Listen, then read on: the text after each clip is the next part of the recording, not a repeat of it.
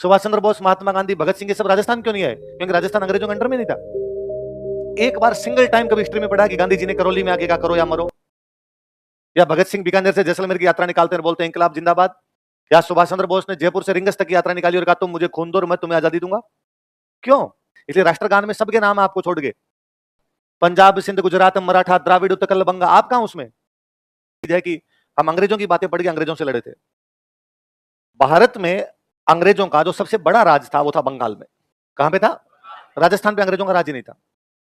राजस्थान से अंग्रेजों का सीधा सीधा कोई लेना देना, अपने यहां राजाओं का राज था और राजाओं की अंग्रेजों के साथ में संधियां थी, बस। राजस्थान में अंग्रेज नहीं थे। इसलिए आप पढ़ते हो कि साहब गांधी जी ने दांडी यात्रा की, साबरमती से लेकर दांडी गए। भगत सिंह ने दिल्ली में नारे लगा दिए इंकलाब जिंदाबाद। आपके जवाहरलाल नेहरू ने लाहौर के अंदर कहा कि हमें तो पूर्ण स्वराज चाहिए।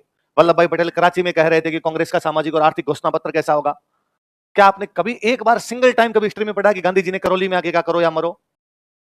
या भगत सिंह बीकानेर से जैसलमेर की यात्रा निकालते हैं, बोलते हैं इंकलाब जिंदाबाद?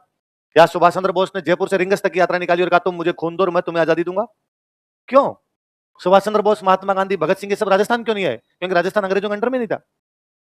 उस समय दो भारत हुआ करते, एक वह भारत जहां अंग्रेजों का डायरेक्ट रूल था, उसको बोलते ब्रिटिश इंडिया। क्या बोलते? एक वह भारत जहां राजाओं की अंग्रेजों के साथ में संधियां थी, उसको बोलते प्रिंसली इंडिया। क्या बोलते?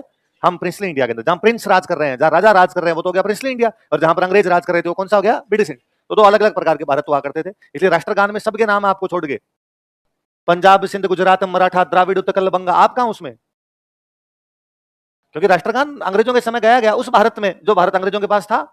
तो पंजाब, सिंध पाकिस्तान में चला गया, अब आज भारत में नहीं है, पर उस समय भारत में था। पंजाब, सिंध, गुजरात, मराठा मतलब महाराष्ट्र, द्राविड़ मतलब साउथ इंडिया, उत्कल मतलब उड़ीसा, बंगा मतलब पूर्वी भारत। पूरा का पूरा आपको छोड़ के सब है, क्योंकि आप तो भारत में नहीं आया करते थे। तो अब अंग्रेजों का राज बाकी इलाकों के अंदर है, और उसमें भी अंग्रेजों की राजधानी है कलकत्ता। राजधानी कौन सी? कलकत्ता। कहां पे पड़ता है? बंगाल। इसलिए अंग्रेजों का सबसे ज्यादा कब्जा कहीं पर बढ़ा है तो वो कहां पर है? बंगाल।